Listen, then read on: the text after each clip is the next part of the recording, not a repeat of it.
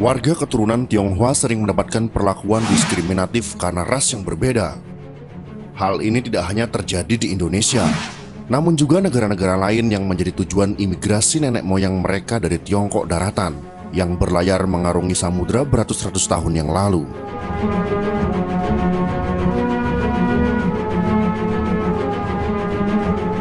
Di Indonesia sendiri, bangsa Tiongkok pertama kali menjalin hubungan dengan pribumi lewat perdagangan.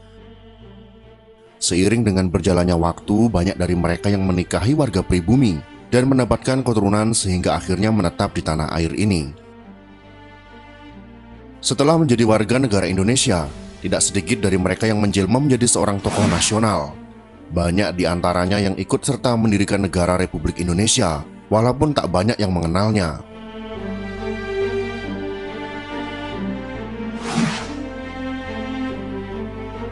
Video ini dibuat untuk menambah pengetahuan kita semua, terutama generasi-generasi muda yang sudah sangat aus dalam hal sejarah, sehingga tidak mengenal siapa-siapa yang berjasa bagi negara ini. Berikut ini adalah 7 tokoh keturunan Tionghoa yang berjasa bagi Indonesia versi pegawai jalanan. Siapa sajakah mereka? Mari simak pembahasannya dalam video ini.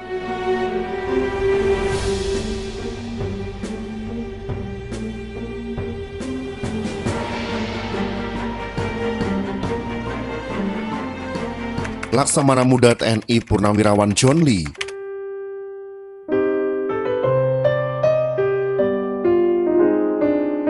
Laksamana Muda TNI Purnawirawan John Lee, atau dikenal dengan Yahya Daniel Dharma, merupakan seorang perwira tinggi Angkatan Laut yang syarat pengalaman dan juga jasa. Mengawali perjalanan hidup sebagai seorang pelaut, John Lee ikut sebuah kapal dagang Belanda sebelum bergabung dengan Kesatuan Republik Indonesia Sulawesi dan akhirnya menjadi kapten di Angkatan Laut Republik Indonesia. Ia berjasa mengawal barang-barang yang ditukar dengan senjata di Singapura untuk melawan pemerintah Belanda. Oleh karena terlalu tenggelam dalam kehidupannya sebagai tentara Indonesia, ia baru sempat menikah ketika usianya menginjak 45 tahun.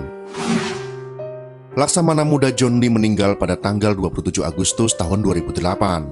Ia mendapat gelar bintang Mahaputra Utama dari mantan Presiden Soeharto pada tahun 1995 dan bintang Mahaputra Adiprana serta pahlawan nasional oleh Presiden Susilo Bambang Yudhoyono pada tahun 2009.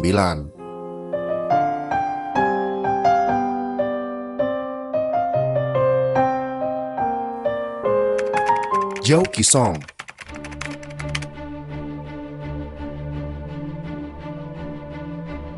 Peristiwa Rengas Dengklok mungkin tak akan pernah terjadi tanpa adanya campur tangan Zhao Qisong. Ia rela membiarkan rumahnya dijadikan tempat penyanderaan Soekarno dan Hatta oleh para tokoh pemuda, di antaranya Sukarni, Khairul Saleh, dan Adam Malik pada hari Kamis tanggal 16 Agustus tahun 1945. Zhao Qisong adalah seorang petani biasa yang tinggal di Dusun Bojong, Rengas Dengklok, Karawang. Sekarang rumah tersebut masih ditinggali oleh keluarganya. Sebelum meninggal pada tahun 1964, Zhao berpesan kepada keluarganya tak boleh meminta imbalan apapun dari orang lain. Setiap orang yang ingin tahu sejarah rumah itu harus dilayani. Zhao pernah mendapatkan piagam penghargaan dari Maijen Ibrahim Aji pada tahun 1961 ketika ia menjabat sebagai Pangdam Siliwangi.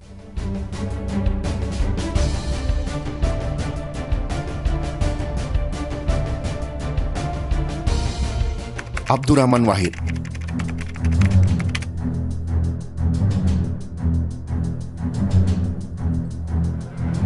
Mungkin tidak banyak yang tahu, namun Abdurrahman Wahid atau yang akrab disapa Gus Dur ini pernah menyatakan bahwa ia mempunyai darah Tionghoa mengalir dalam nadinya. Dengan terbuka ia mengakui bahwa ia masih memiliki garis keturunan dari Tan Kim Han yang menikahi Tan Alok yang merupakan saudara Raden Patah atau Tan Eng Hoa yang mendirikan Kesultanan Demak. Menurut riset yang dilakukan seorang peneliti berkebangsaan Prancis, yaitu Louis Charles Damais, Tan Kim Han dikenal sebagai Syekh Abdul Qadir Al-Sini yang dimakamkan di situs sejarah Trowulan.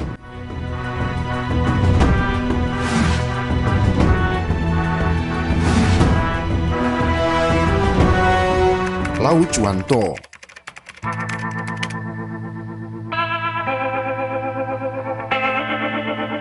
bersama beberapa tokoh keturunan Tionghoa lain seperti sejarawan Ong Ho Ham dan pendiri harian Kompas yaitu PK Ojong. Lau Chuan To turut terlibat dalam pencetusan piagam asimilasi yang menganjurkan agar warga keturunan Tionghoa sepenuhnya berasimilasi dengan masyarakat Indonesia. Lau Chuan To memeluk agama Islam pada tahun 1979 dan mulai dikenal sebagai Yunus Yahya. Ia menjadi penyokong berdirinya Masjid Lao Tse di Jakarta, serta Yayasan Haji Karim Oi. Yunus Cahya yang pernah dilantik sebagai anggota Dewan Pertimbangan Agung juga pernah dianugerahi gelar Bintang Mahaputra.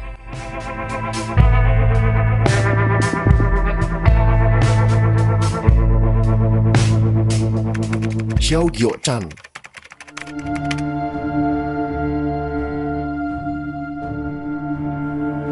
Xiao Gyo-chan yang lahir di Surabaya pada tahun 1914 merupakan salah seorang tokoh pejuang yang berhasil membawa Indonesia keluar dari belenggu penjajahan Belanda.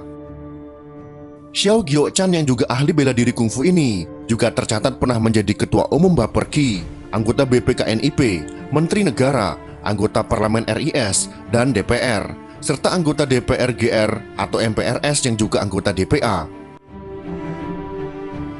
Ia turut berkontribusi juga pada pendirian Universitas Trisakti yang dulu bernama Universitas Respublika.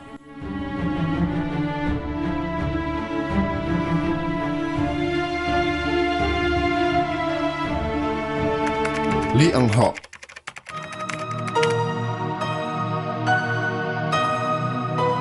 Li Eng-ho dikenal luas sebagai tokoh perintis kemerdekaan Indonesia pada masa pergerakan melawan penjajah Belanda. Ia adalah salah satu tokoh yang memimpin pemberontakan pada tahun 1926 di Banten. Waktu itu bersama rekan-rekan seperjuangannya ia merusak jalan, rel kereta api, jembatan, rumah-rumah, dan kantor-kantor Belanda untuk menunjukkan perlawanan terhadap pemerintahan kolonial yang menindas masyarakat. Li Eng-ho juga dikenal sebagai wartawan surat kabar Sinpo. Ia memilih menjadi penambal sepatu untuk menyambung hidup daripada mengabdikan diri pada penjajah Belanda. Dan pada tanggal 22 Januari tahun 1959, Li Eng-ho mendapat gelar pahlawan perintis kemerdekaan Republik Indonesia.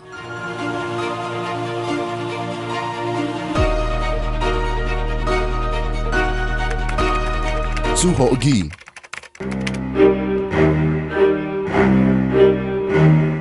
Su Ho-gi merupakan tokoh keturunan Tionghoa termuda dalam daftar ini.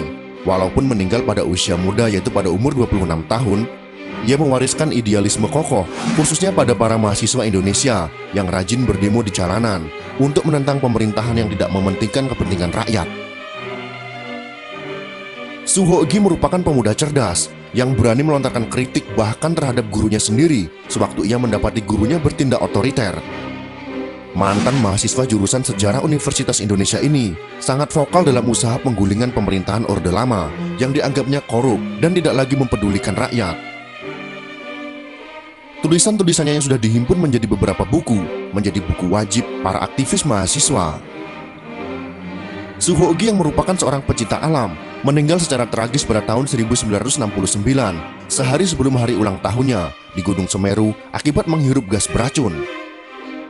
Seorang kawannya, Idan Lubis, juga turut meninggal di lokasi yang sama. Itulah ketujuh tokoh keturunan Tionghoa yang berjasa bagi bangsa Indonesia. Semoga informasi ini dapat menambah wawasan kita sebagai generasi penerus bangsa ini. Setiap orang baik asli pribumi ataupun keturunan non-pribumi, masing-masing mempunyai peran dalam sejarah berdirinya Negara Kesatuan Republik Indonesia yang kita cintai ini. Semoga kita terhindar dari fitnah yang terus mengadu domba anak bangsa untuk terus bergaduh satu sama lainnya. Pastinya pergaduhan itu hanya akan membuang energi positif kita. Mari sama-sama kita mengenal sejarah bangsa sendiri agar tidak mudah diadu domba pihak lain. Jika kalian suka dengan video ini, silahkan berikan jempol ke atas. Dan jika kalian menganggap video ini bermanfaat, maka bagikanlah untuk teman-teman Anda yang lain. Terima kasih sudah menonton.